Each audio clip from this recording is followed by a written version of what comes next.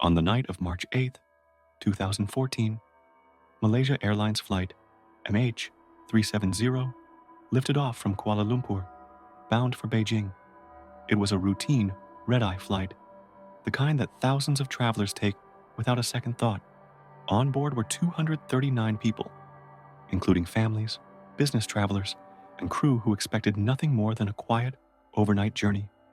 But less than an hour after takeoff, the aircraft's transponder went dark, and air traffic control lost contact. What began as an ordinary flight quickly slipped into the shadows of mystery.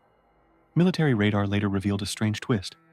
Instead of continuing north toward China, the Boeing 777 banked sharply west, cutting across the Malaysian peninsula. From there, it headed out over the Indian Ocean. Hours passed without a word, yet satellites recorded faint handshakes from the plane, suggesting it was still in the air, flying for nearly 7 more hours before disappearing for good. By the time the world realized what had happened, MH370 was gone. The search that followed stretched across continents and oceans. Teams from dozens of countries deployed ships, aircraft, and advanced sonar equipment, combing some of the most remote waters on Earth. Despite years of effort, no complete wreckage was found. Only scattered fragments, wing pieces, flaps, and panels washed up on distant shores, like Réunion Island and Madagascar. Each discovery confirmed the plane's tragic end, but offered little about how or why it had strayed so far off course. For the families waiting back home, the uncertainty was agonizing. They were left with news conferences that offered more speculation than clarity, and official reports that often contradicted one another. Without clear answers, conspiracy theories flourished, ranging from technical breakdowns to deliberate actions, but none could be proven. In December 1900, a relief ship set out for the Flannan Isles, a cluster of remote rocks off the coast of Scotland. The vessel carried supplies and a replacement for one of the 3 Lighthouse Keepers stationed there. From a distance, everything seemed calm, but as the crew drew closer, they noticed something was wrong. The great lamp that should have been shining was dark. When no one came to greet them, a sense of unease grew. The men went ashore and entered the lighthouse. Inside, it looked as if time had stopped. The clock on the wall had run down. The beds were unmade. In the kitchen, a meal seemed to have been left in haste. Most curious of all, 2 sets of oilskins, the heavy gear worn for storms, were gone, but a third remained. It suggested that 2 keepers had gone outside while one stayed behind without protection from the weather. Yet none of them were anywhere to be found. Investigators scoured the island and examined the west landing, where supplies were often hauled up. They discovered damage from violent seas, evidence of storms that had battered the coast. News of the disappearance spread quickly. Newspapers seized on the strange details, and soon the public imagination took hold. Some blamed supernatural forces, others whispered about betrayal or conflict among the men. None of these stories were supported by evidence. Over a century later, the mystery remains unsolved. On the afternoon of November the 24th, 1971, a quiet man in a dark suit boarded Northwest Orient, Flight 305 in Portland, bound for Seattle. He bought his ticket under the name Dan Cooper and carried only a briefcase. To the other passengers, he seemed ordinary, sipping bourbon and smoking a cigarette. But soon after takeoff, he slipped a note to a flight attendant. In calm words, he claimed his briefcase contained a bomb and instructed her to sit beside him. Cooper's demands were precise: $200,000 in cash, 4 parachutes, and a fuel truck ready when the plane landed. Authorities complied quickly, not wanting to risk lives. When the Boeing 727 touched down in Seattle, the passengers were released in exchange for the money and equipment. Only the flight crew remained as Cooper ordered the jet to take off again, this time directed south toward Mexico City, at a low altitude and slow speed. As rain and darkness settled over the Pacific Northwest, Cooper made his move. He had the crew remain in the cockpit while he opened the plane's rear stairs. Sometime between Seattle and Reno, he stepped into the stormy night with the ransom strapped to his body and vanished. When the plane landed hours later, The stairs were down, and Cooper was gone. The manhunt that followed was massive. The FBI interviewed suspects, traced the serial numbers on the ransom bills, and searched rugged forests where he was believed to have jumped. Over time, only small pieces surfaced. Decayed bundles of cash found years later along the Columbia River, and possible parachute remnants in the wilderness. But no body, no equipment, and no clear evidence of survival were ever discovered. The mystery sparked endless speculation. Some believed Cooper perished in the jump, overwhelmed by the storm and rough terrain. Others were convinced he survived, blending into society with a new identity. Dozens of men were investigated as potential suspects, yet none could be proven to be Cooper. In 2016, the FBI closed the case, acknowledging that no definitive answers were likely to be found. On Christmas Eve of 1945, the Sodder family gathered in their home in Fayetteville, West Virginia. George and Jenny Sodder had 10 children, and the night was filled with holiday excitement. But in the early hours, flames engulfed the house. George and Jenny escaped with 4 of their children, yet 5 remained trapped inside. By dawn, the home was reduced to ashes. When the debris cooled, investigators expected to find remains. None were ever discovered. From that moment, doubt took root. Fires hot enough to consume bodies completely are rare, especially in wooden homes. Investigators noted other odd details. The phone line to the house had been cut. The family's ladder, usually propped against the side of the home, had vanished. Barrels of water George kept nearby were frozen solid, useless against the flames. To the Sodders, these details pointed not to accident, but to something else entirely. Strange reports soon surfaced. A motorist claimed to have seen children matching the Sodders' description staring out from a passing car the night of the fire. A waitress miles away swore she served breakfast to several children the next morning. Each account was impossible to confirm, but together they fueled the family's belief that their missing children had been taken. Years later, a photograph arrived in the mail showing a man who bore a striking resemblance to one of the Sodder boys. Scribbled on the back was a cryptic note suggesting he was still alive. The Sodders sent investigators to follow the lead, but it led nowhere, deepening the sense of mystery. In desperation, they erected a large billboard along a highway, displaying photographs of the 5 children. For decades, it stood as both a plea for answers and a symbol of the family's unrelenting hope. To this day, the case remains unresolved. On July 30th, 1975, Jimmy Hoffa left his Detroit home for what he described as a meeting with 2 men at a suburban restaurant. He was confident enough to tell his family when and where it would take place, and even annoyed when the men were late. Hoffa waited in the parking lot of the Machus Red Fox restaurant, calling home twice to complain. Then, sometime after 2:45 p.m., he vanished.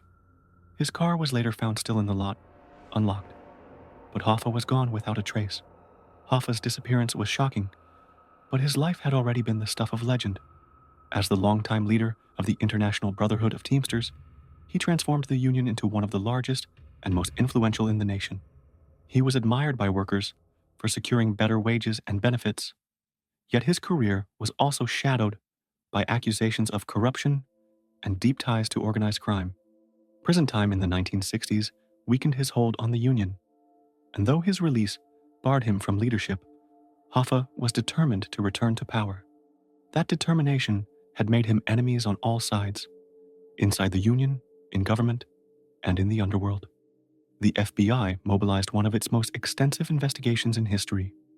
Agents pursued hundreds of leads, from tips that Hoffa had been buried under a sports stadium to stories that he was hidden in remote fields or dumped in rivers. Each lead brought publicity, but none produced solid evidence. The absence of a body, weapon, or clear witness only deepened the mystery. In 1982, Hoffa was declared legally dead, but the case remains open. For decades, theories about his fate have filled books, documentaries, and folklore. Some believe he was betrayed by those he once trusted, while others argue he orchestrated his own disappearance. Without proof, all that remains is speculation. On February 9th, 2004, Maura Murray, a 21-year-old nursing student at the University of Massachusetts Amherst, packed her belongings and left campus, telling her professors she needed time off for a family emergency. She withdrew money from an ATM and set off in her car, though her intended destination was unclear. What began as a routine day quickly turned into a mystery that would captivate the nation. Around 2:30 p.m., a passing driver saw her vehicle crashed into a snowbank on a rural road in Woodsville, New Hampshire. When police arrived, the car was empty. Her wallet, cell phone, and keys remained inside. The icy February air and remote location made it impossible to imagine how she could vanish without a trace. Yet that is exactly what happened. As hours passed, concern grew. Maura's careful planning suggested purpose, but no one could determine her route or reason. Search teams combed the surrounding woods and roads, but snow, dense forest, and harsh terrain limited progress. Days turned into weeks, and no confirmed sightings emerged. Every attempt to reconstruct her final movements only raised more questions. Speculation followed quickly. Some believe she became disoriented or injured after leaving her car. Others think she may have planned to disappear intentionally. Theories about foul play circulated, though no evidence has ever supported them. Online investigators studied her digital life and personal history, but the puzzle remains incomplete. Nearly 2 decades later, Maura Murray's disappearance remains unsolved. On the night of March 31st, 2006, Brian Shaffer, a 27-year-old medical student at Ohio State University, went out with friends to celebrate the end of spring break. The night was filled with laughter and crowded bars along High Street. Around 1 a.m., Brian was seen entering the Ugly Tuna Saloona, a popular nightclub. That would be the last confirmed sighting of him. Surveillance cameras captured him walking into the club, but none showed him leaving. Friends and family were shocked. Brian was responsible and cautious, someone unlikely to leave without telling anyone. When he didn't return home, his roommate alerted his family, and a missing person report was filed. Investigators combed the streets, checked alleys, and questioned everyone connected to the nightclub, but no trace of Brian emerged. Staff recalled seeing him laughing and in good spirits that night, giving no indication that anything was wrong. Tips and potential sightings were reported, but all led nowhere. It was as if he had vanished into thin air. The lack of surveillance footage showing his exit created an unsettling question. How could someone simply disappear in a crowded urban area? Over time, theories emerged. Some speculated he may have been involved in an accident or taken against his will. Others suggested more unusual possibilities, though nothing could be proven. His family held on to hope, posting flyers, speaking to the media, and pushing for renewed investigations. The case drew national attention, becoming one of Ohio's most confounding mysteries. Brian was officially declared legally dead in 2015, yet his disappearance continues to fascinate and frustrate those who follow it. On a stretch of southwestern Vermont lies the area known as the Bennington Triangle, centered around Glastonbury Mountain. Between the 1940s and 1950s, this remote region became infamous for a series of disappearances that baffled locals and authorities alike. People vanished suddenly, leaving little to no trace behind, and the rugged terrain made any search difficult and dangerous. The first disappearance occurred in 1945, when Mitty Rivers, an experienced hiker and guide, vanished while leading a group in the mountains. No one saw him leave, and despite a thorough search, neither he nor his belongings were ever found.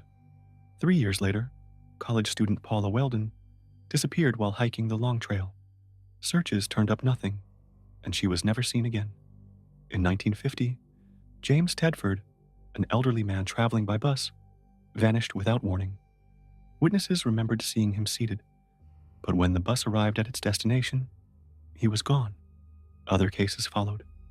Paul Jepson and Frida Langer vanished in 1952, both in the same general area.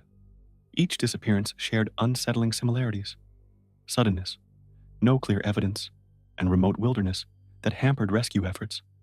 The pattern fueled growing concern and speculation among residents. who began to treat the region with caution. Over the years, theories emerged. Some believe the disappearances were accidents caused by harsh weather, treacherous terrain, or wildlife. Others suggest more unusual possibilities, though none have been proven.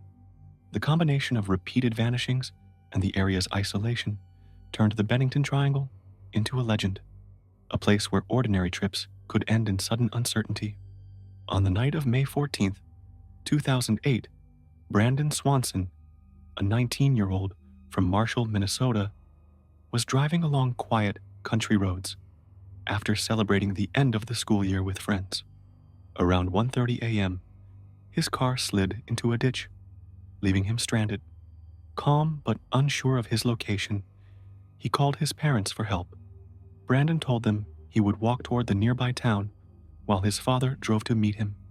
They stayed on the line as he navigated dark, unfamiliar roads, describing passing fields, a creek, and landmarks he recognized. At one point, he paused to reconsider crossing the creek, saying it looked too deep, and began retracing his steps. Then, without warning, the line went dead. Calls back to his phone went unanswered. Brandon had vanished. Search teams immediately launched efforts to find him. Volunteers, local police, and the National Guard combed fields, rivers, and wooded areas near where he was last heard. Days turned into weeks, but the searches revealed nothing. His car was eventually recovered from the ditch, intact except for minor damage, leaving investigators with few clues. No evidence of what happened to Brandon emerged. Over the years, speculation has filled the gaps. Some believe he became disoriented in the darkness, slipped into the creek, or suffered an accident along the isolated roads. Others suggest less conventional explanations, but none have been confirmed. The combination of rural isolation, darkness, and a sudden phone call makes the case particularly haunting. Brandon Swanson's disappearance remains unsolved, leaving family, friends, and investigators with lingering questions. In July 2014, Lars Mittank, a 28-year-old German tourist, was on vacation near the Black Sea in Bulgaria. A minor fight at a local club left him with an ear injury, and concern over possible complications led him to a hospital. Doctors advised him not to fly home, and that advice seemed to unsettle Lars. Over the following hours, his behavior grew increasingly anxious and erratic. Surveillance footage shows him pacing the airport, speaking to strangers, and appearing agitated. Friends tried to calm him, but Lars insisted on leaving alone. The last confirmed sighting came at Varna Airport, where he ran across a highway, climbed a fence, and vanished into a wooded area. Despite immediate search efforts, including police and volunteers, no trace of him was ever found. The circumstances surrounding his disappearance remain puzzling. Some believe he suffered a mental health episode, leading him to flee into the dense wilderness. Others consider the possibility of foul play, though no evidence supports this theory. His behavior before vanishing has been analyzed extensively, but it raises more questions than answers, making the case particularly haunting. Lars Mittank's disappearance continues to intrigue and frustrate investigators and the public alike. Nearly a decade later, his fate remains unknown, leaving family, friends, and those who follow the case searching for answers that may never come. On the morning of January 24th, 2006, Jennifer Kesse, a 24-year-old living in Orlando, Florida, left her apartment for work. She walked to her car and was captured on security cameras driving off, just like any other day. But she never arrived at her job. By afternoon, her family and co-workers realized something was wrong and contacted the authorities. Investigators reviewed footage from the apartment complex and surrounding streets. The cameras showed her leaving, but after that, her trail vanished. Her car was later found in a nearby garage, untouched, with all her belongings inside.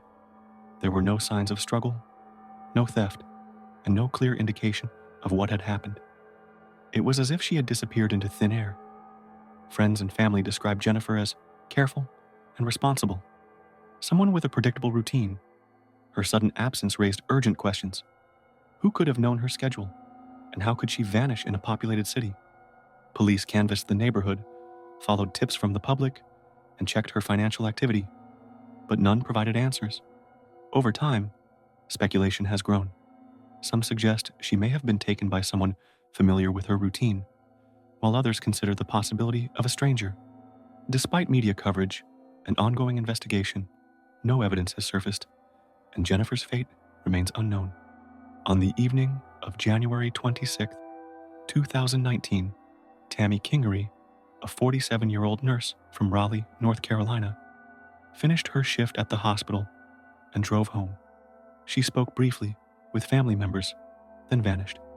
When she failed to arrive and didn't answer her phone, her loved ones grew alarmed and contacted authorities. Surveillance footage captured Tammy leaving the hospital parking lot, but after that, her movements became a mystery. Her car was discovered several days later in a shopping center parking lot, unlocked, with her purse and phone inside. There were no signs of struggle or disturbance, and nothing appeared out of place. It was as if she had disappeared without a trace. Friends and family described Tammy as responsible and careful, someone with a predictable routine. Her sudden disappearance raised urgent questions. How could she vanish in a populated area, and who, if anyone, might have intercepted her? Police canvassed the neighborhoods, interviewed witnesses, and reviewed security footage from nearby businesses, but every lead ended without answers. Speculation about Tammy's fate has varied. Some believe she may have become disoriented or had an accident while traveling, while others consider the possibility of someone intentionally intercepting her. Despite media coverage and ongoing investigations, no new evidence has surfaced. Tammy Kingery's disappearance remains unresolved. Thanks for watching, and if you found this video interesting, make sure to leave a like. If you would like a part 2, comment below your thoughts and subscribe for more videos like this one. See you in the next one.